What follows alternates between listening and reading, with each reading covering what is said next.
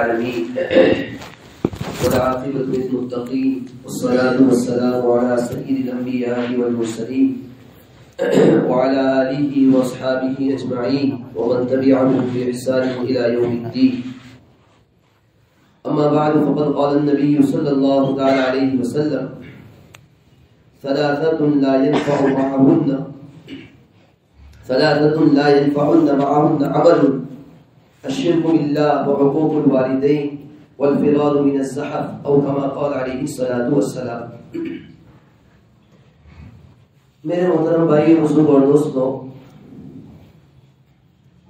اس سے پہلے میں نے آپ حضرات کے سامنے والدین کے حقوق کے متعلق کچھ باتیں عرض کی تھی.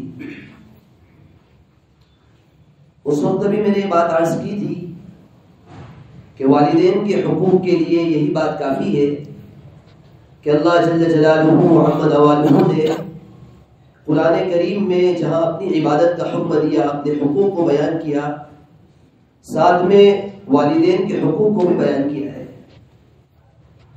اللہ نے اپنے حق کے ساتھ والدین کے حقوق کو بیان کیا. گویا والدین کا درجہ اس دنیا کے اندر بہت بڑا ہے. اور مختلف حدیثیں بھی میں نے آپ حضرات کو سنائی تھی. ایک حدیث جو ابھی میں آپ کے سامنے پڑھی، جناب نبی کریم صلی اللہ تعالی علیہ وسلم ارشاد فرماتے ہیں کہ تین چیزیں ایسی ہیں کہ اگر کسی بندے میں یہ تین چیزیں ہو، یہ تین گناہ کسی بندے میں موجود ہو، تو اللہ تبارک و تعالی اس کے کوئی عمل کو قبول نہیں فرماتے. ثلاثة لا ينفع معهن عمل. تین گناہ ایسے کہ اگر یہ گناہ کسی بندے میں موجود ہے، اللہ تعالیٰ اس کے کسی عمل کو قبول نہیں فرمائیں گے. جناب نبی کریم صلی اللہ تعالی علیہ وسلم نے پہلا گناہ بیان فرمایا: الشرک باللہ. اللہ تعالیٰ کے ساتھ کسی کو شریک کرا دینا، اللہ تعالیٰ کے ساتھ کسی کو شریک کرنا. دوسرے نمبر پر بیان فرمایا حقوق الوالدین، والدین کی نافرمانی کرنا.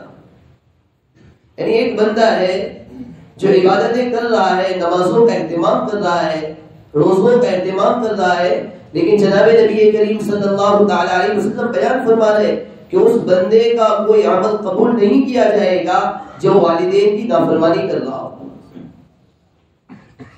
اور تیسرے نمبر پر جناب نبی کریم صلی اللہ علیہ وسلم نے ارشاد فرمایا: والفرار من الزحف، وہ آدمی جو میدان جہاد سے بھاگنے والا ہو.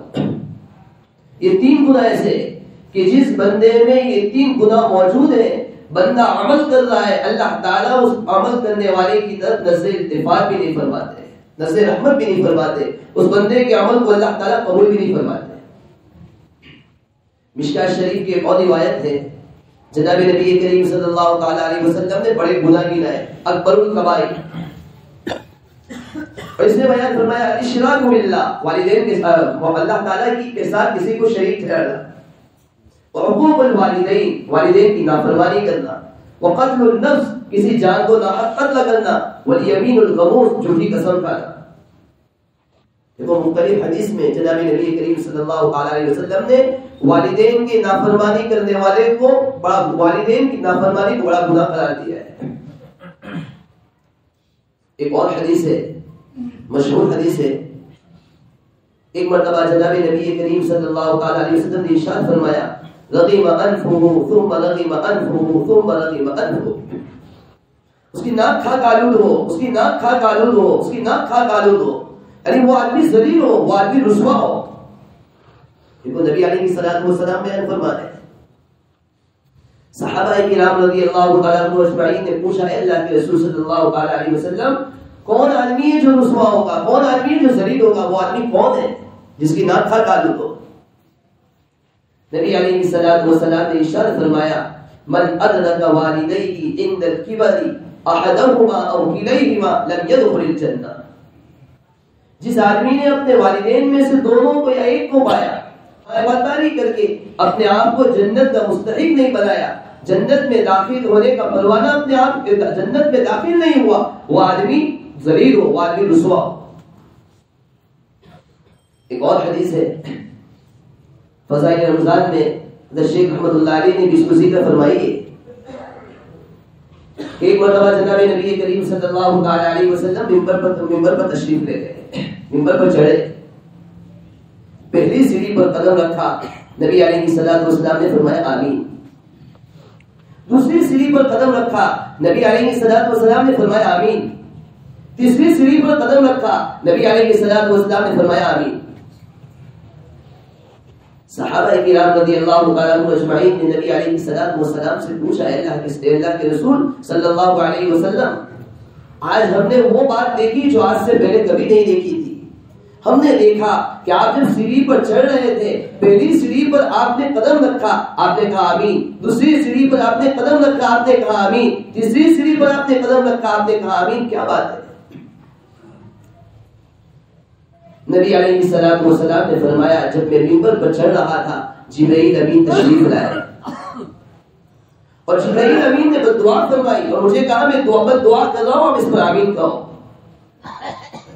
جبرائیل امین نے کہا کہ ہلاک ہو جائے وہ شخص جس نے رمضان المبارک کا مہینہ پایا اور اپنے لیے مغفرت کا فیصلہ نہیں کروایا. نبی علیہ الصلوۃ والسلام نے فرمایا آمین. جبرائیل امین نے فرمایا, جب نبی علیہ الصلوۃ والسلام نے دوسری سیڑھی پر قدم رکھا, نبی جبرائیل امین نے فرمایا وہ شخص ہلاک ہو جائے جس کے سامنے میرا ذکر ہو اور وہ درود شریف کا اہتمام نہ کرے, درود شریف نہ پڑھے. نبی علیہ الصلوۃ والسلام نے فرمایا آمین. پھر جب نبی علیہ الصلوۃ والسلام نے تیسری سیڑھی پر قدم رکھا, آپ علیہ الصلوۃ والسلام نے فرمایا, جبرائیل امین نے کہا ہلاک ہو جائے وہ شخص جس نے والدین میں سے کسی ایک کو پایا اور ان کی خدمت کر کے اپنے آپ کو جنت کا مستحق نہیں بنایا. نبی علیہ الصلوۃ والسلام نے فرمایا آمین. غور کرنے کی ضرورت ہے. بد دعا کرنے والے ایک مشہور فرشتے, ایک مقبول فرشتے جبرائیل علیہ الصلوۃ والسلام پر دعا فرمانے, اور آمین کہنے والے سید الانبیاء والآخرین جناب محمد رسول اللہ صلی اللہ علیہ وسلم ہے. آپ علیہ الصلوۃ والسلام پر دعا فرما رہے ہیں. ایک تو جبرائیل کا دعا کرنا اور نبی علیہ الصلوۃ والسلام کا اس پر آمین کہنا اس کی وعید کو اور اسی طرح اس کی سختی کو اور بڑھا دیتا ہے. ایسا ہمیں چاہیے والدین کی خوب خدمت کرے, ان کی اطاعت کرے, ان کی فرما برداری کرے اور ان کی فرما برداری کر کے ان سے دعا حاصل کر کے اپنے آپ کو جنت کا مستحق بنائے. واقعات میں لکھا ہے ایک مرتبہ حضرت موسیٰ علیہ السلام نے اللہ تعالیٰ سے دعا کی کہ اللہ میری تمنا ہے کہ دنیا کے اندر میں دیکھوں کہ جنت میں میرا رفیق کون ہوگا, میرا ساتھی کون ہوگا, میرا دوست کون ہوگا. اللہ تعالیٰ کی طرف سے کہا گیا کہ فلاں جگہ پر فلاں آدمی ہے جو قصاب ہے, جو گوشت کاٹ کر بیچتا ہے, اس کے پاس چلے جاؤ, اس کی خدمت میں رہو. وہی آدمی جنت میں آپ کا رفیق ہوگا, آپ کا ساتھی ہوگا. حضرت موسیٰ علیہ الصلوۃ والسلام تلاش کرتے ہوئے گئے, دیکھا کہ وہی قصاب اپنی دکان بند کر رہا ہے اور دکان بند کرتے ہوئے اس نے گوشت کا ایک ٹکڑا ایک زنبیل کے اندر, ایک تھیلی کے اندر رکھ دیا. حضرت موسیٰ علیہ الصلوۃ والسلام اس کے پاس گئے اور جا کر کہا کہ میں آپ کی خدمت میں رہنا چاہتا ہوں, آپ کے ساتھ رہنا چاہتا ہوں, اجازت ہو تو میں آپ کے ساتھ رہوں. اس نوجوان نے کہا ضرور آپ ساتھ رہ سکتے. حضرت موسیٰ علیہ الصلوۃ والسلام اس کے ساتھ چلے, اس کے گھر گئے. موسیٰ علیہ الصلوۃ والسلام اس کے ساتھ بات کرتے رہے. کچھ دیر ہوئی, وہ نوجوان اٹھا, وہی زنبیل کے اندر جو گوشت رکھا ہوا تھا اس نے وہ گوشت کا ٹکڑا نکال کر اس کو ہانڈی میں رکھا اور اس کو پکانا شروع کیا. جب اس کا شوربہ تیار ہو گیا, وہ ایک روم میں داخل ہوا, وہاں دیکھا کہ ایک بڑی اماں سوئی ہوئی ہے جس کے اندر ہلنے کی طاقت نہیں, بولنے کی طاقت نہیں, جو اٹھ نہیں سکتی, جو بیٹھ نہیں سکتی. یہ نوجوان اپنا پتلا پتلا جو شوربہ بنایا تھا وہ لے گیا اور ایک چمچ لی اور اس چمچ کے ذریعے سے اس شوربے کو اپنی ماں کے ہونٹ کھول کر اس کے منہ کے اندر ڈالنے لگا. کئی دیر تک وہ شوربہ پلاتا رہا یہاں تک کہ اس کی ماں, اس کی والدہ سیر ہو گئی. پیٹ شوربہ ختم ہو گیا, اسے پلا دیا. حضرت موسیٰ علیہ الصلوۃ والسلام نے دیکھا کہ وہ بوڑھی اماں نے اپنے ہونٹ ہلائے, اس کے ہونٹ کو حرکت کی. موسیٰ علیہ السلام تعجب میں پڑ گئے، کیا بات ہے، یہ بوڑھی اماں کیا کہنا چاہ رہی؟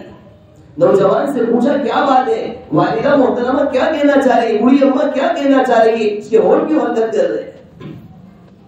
نوجوان کہنے لگا میں روزانہ اسی طرح اپنے گھر میں آتا ہوں اور اسی طرح شوربہ تیار کرتا ہوں، شوربہ تیار کرنے کے بعد اپنی والدہ کو اسی طرح پلاتا ہوں، جب شوربہ پلا دیتی ہوں میری والدہ روزانہ اس طرح اپنے ہونٹوں پر حرکت دیتی ہے اور روزانہ اس کے ہونٹ حرکت کرتے ہیں اور وہ اپنے میری والدہ یہ کہتی ہے اللہ تعالیٰ جنت کے اندر تجھے موسیٰ علیہ السلام کا رفیق بنایا، ساتھی بنایا، روزانہ مجھے دعا دیتی ہے۔ موسیٰ علیہ السلام نے اس نوجوان سے کہا اللہ نے تیری والدہ کی دعا اسی دنیا کے اندر قبول کر لی، میں حضرت موسیٰ علیہ میں موسیٰ ہوں، اللہ تعالیٰ کا نبی ہوں، اللہ تعالیٰ نے پیغمبر بنا کے اس دنیا کے اندر مجھے بھیجا ہے، آپ جنت کے اندر میرے رفیق ہوں گے۔ دیکھو والدے کی والدہ کی دعا کا کیسا اثر ہوتا ہے، جو آدمی والدین کی خدمت کرتا ہے اللہ تعالیٰ اس کی دعا بھی قبول فرماتے ہیں۔ لمبی چوڑی حدیث ہے، جناب نبی کریم صلی اللہ علیہ وسلم نے بنی اسرائیل کے 3 نوجوان کا واقعہ بیان کیا ہے۔ 3 نوجوان تھے، ایک مرتبہ جنگل میں کہیں سفر کر رہے تھے، سخت بارش ہوئی، تیز بارش، تینوں نوجوانوں نے ایک پہاڑ کی غار میں بنا لے لی، چھپ گئے تاکہ بارش سے اپنے آپ کو بچا سکے۔ جیسے ہی پہاڑ کی غار میں داخل ہوئے کچھ وقت نہ ہوا، پہاڑ کی غار کے منہ پر ایک چٹان آئی اور گر گئی، جس سے غار کا منہ بند ہو گیا۔ اندھیرا ہے، سانس بھی نہیں لی جا رہی ہے، تینوں پریشانی میں مبتلا ہے کہ اب اس چٹان کو کیسے ہٹایا جائے گا، یہ چٹان ہٹائی بھی نہیں جا سکتی، کیسے ہٹے گی جس کے ذریعے سے ہم باہر نکل سکے۔ تینوں نوجوانوں نے آپس میں مشورہ کیا کہ اب ہمارے پاس ایک ہی راستہ ہے کہ اللہ کی بارگاہ میں اپنے ہاتھوں کو اٹھائے اور ہر ایک اپنے اپنے عمل کے ذریعے سے اللہ تعالیٰ سے دعا کرے، اللہ تعالیٰ کے سامنے اپنے عمل کے وسیلے سے دعا کرے۔ ہو سکتا ہے اللہ تعالیٰ کو ہمارا کوئی عمل پسند آ گیا ہو جس کی وجہ سے اللہ تعالیٰ اس چٹان کو ہٹا دے۔ اس میں ایک نوجوان وہ بھی تھا جس نے اپنے ہاتھوں کو اٹھایا اور اللہ کے سامنے عرض کیا، اے اللہ میں روزانہ بکریاں چرایا کرتا تھا، پورے دن بکریاں چراتا، بکریاں چرانے کے بعد روزانہ شام کو اپنے گھر آتا اور روزانہ بکریوں کا دودھ نکالتا، اپنے والدہ کی خدمت میں حاضر ہوتا اور روزانہ جا کر والدہ کو اس کا دودھ پلاتا۔ ایک دن ایسا ہوا جانے میں تاخیر ہو گئی، کافی وقت ہو گیا، میں نے اپنے معمول کے مطابق بکریاں چرائی، بکریاں چرانے کے بعد دودھ اس کا نکالا، گھر پر پہنچا، تاخیر ہو گئی تھی، والدین سو چکے تھے۔ میرے دل میں یہ بات آئی رات کا وقت ہو چکا ہے، والدین سو چکے ہیں، اب میں کیسے ان کو بیدار کروں، کیسے ان کو اٹھاؤں؟ اگر اٹھاؤں گا ان کو تکلیف ہوگی، ان کو زحمت ہوگی، ان کو پریشانی ہوگی۔ میرے دل نے گوارا نہیں کیا، لیکن دل میں دوسری طرف یہ بات آئی کہ بھوکے سوئے ہیں، کہیں ان کی آنکھ کھل جائے گی۔ بس اسی حالت میں یہی دودھ کا پیالہ لے کر، یہی دودھ کا برتن لے کر پوری رات میں کھڑا رہا، میں اس انتظار میں تھا میری والدین کی آنکھ کھل جائے ان کو یہ دودھ پلاؤں۔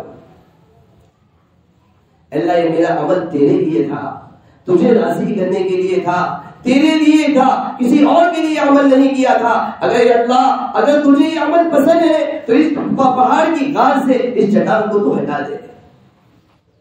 ادھر اس نوجوان کا ہاتھ اٹھانا تھا، اللہ تعالیٰ کو یہ عمل اتنا پسند آیا، تھوڑی ہی دیر کے اندر چٹان تھوڑی اوپر سے رکھ گئی، کھسک گئی۔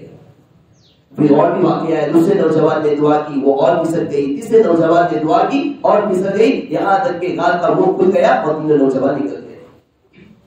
دیکھو والدین کی خدمت کا صلہ ہے، والدین کی دعاؤں کا نتیجہ ہے، والدین کی خدمت میں اللہ تعالیٰ دنیا میں بھی نواز دے اور آخرت میں بھی نواز دے گا۔ جو آدمی والدین کی نافرمانی کرتا ہے، ایک اور روایت یاد آ گئی، حدیث یاد آ گئی، ترمذی شریف کی روایت ہے، جناب نبی کریم صلی اللہ تعالی علیہ وسلم نے ارشاد فرمایا، اذا فعلت امتی 15 خصلۃ،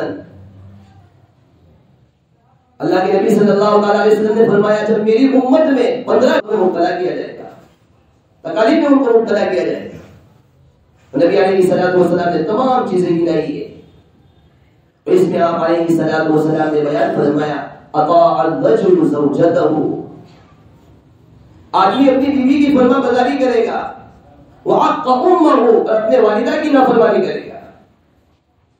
اب دنیا کے اندر شادی کے بعد، نکاح کے بعد شریعت نے دونوں کے حقوق کو بیان کیا ہے، والدین کی بھی حقوق ہے، بیوی بچوں کی بھی کچھ حقوق ہے۔ نکاح کے بعد شوہر کے لیے عورت کے رشتہ دار، عورت کے والدین حقیقی معنوں میں اس کے والدین ہو گئے، اسی لیے اس کے ساتھ نکاح حرام ہو گیا ہے، زوجیت کا تعلق ہو چکا۔ اسی طرح والدہ کی عورت کے لیے بھی شوہر کے والدین ہیں، یہ بھی اس کے لیے اس کے والد ہو چکے ہیں، اس کے والدہ ہو چکے ہیں، اس کے ساتھ نکاح حرام ہو چکا ہے۔ حقوق کو دونوں کے بیان کیے، لیکن عام طور پر ہمارے معاشرے میں یہ ہوتا ہے شادی ہونے کے بعد لڑکے کے رشتہ دار یہ چاہتے ہیں، لڑکے کے والدین یہ چاہتے ہیں کہ یہ کبھی سسرال میں جائے ہی نہیں، یہ بھی غلط ہے۔ حالانکہ یہ بھی اس کے والدین ہیں، بیوی کے والدین یہ بھی اس کے بھی والدین ہیں، بیوی کا باپ اس کا باپ ہے، بیوی کی ماں اس کی ماں ہے۔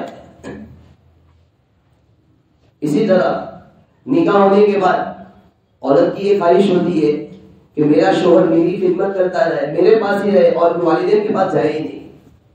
بہت سو کا یہ حال ہوتا ہے کہ شوہر کی ہمت ہی نہیں ہوتی ہے کہ عورت کی موجودگی میں اپنے والدین کی خدمت کر سکے، یہ بھی غلط ہے۔ نبی علیہ الصلوۃ والسلام نے بیان فرمایا اطاع الرجل زوجته، میری امت مصیبت میں مبتلا ہو جائے گی، میری امت کو مصیبتوں کے ذریعے سے آزمایا جائے گا جب ان میں 15 چیزیں جمع ہو جائے گی۔ اس میں نبی علیہ الصلوۃ والسلام نے بیان فرمایا اطاع الرجل زوجته، آدمی اپنی بیوی کی فرما برداری کرے گا، وعق امه، اپنے والدہ کی نافرمانی کرے گا۔ آگے بیان فرمایا وبر صدیقه وجفا اباه، اپنے دوست کا تو خیال رکھے گا، دوست کی اطاعت کرے گا، دوست کے ساتھ اچھا برتاؤ کرے گا، دوست کے ساتھ حسن سلوک کرے گا، اور باپ کی نافرمانی کرے گا۔ آج یہی تو حال ہے، دوست کے ساتھ پارٹیاں ہو رہی ہے، دوست کو برابر کھلایا جا رہا ہے، دوست کے حقوق کو ادا کیا جا رہا ہے، دوستوں کو ناراض نہیں ہونے دیا جا رہا ہے، اور ایک طرف باپ کا حال یہ باپ بھوکا مر رہا ہے، باپ کے پاس کھانے کے لیے پیسے نہیں ہیں، اور یہ بیٹا اپنے دوستوں کے ساتھ عیش عیاشی میں مبتلا ہے۔ قیامت کی علامت ہے۔ اور آگے اللہ کے نبی صلی اللہ علیہ وسلم نے اور آگے بیان فرمایا اگر یہ 15 چیزیں جمع ہو جائے گی فَلْيَرْتَقِبُوا عِنْدَ ذَلِكَ رِيحًا حَمْرَاءَ أَوْ خَزَبًا أَوْ مَسَخًا أو كما قال علیہ الصلوۃ والسلام۔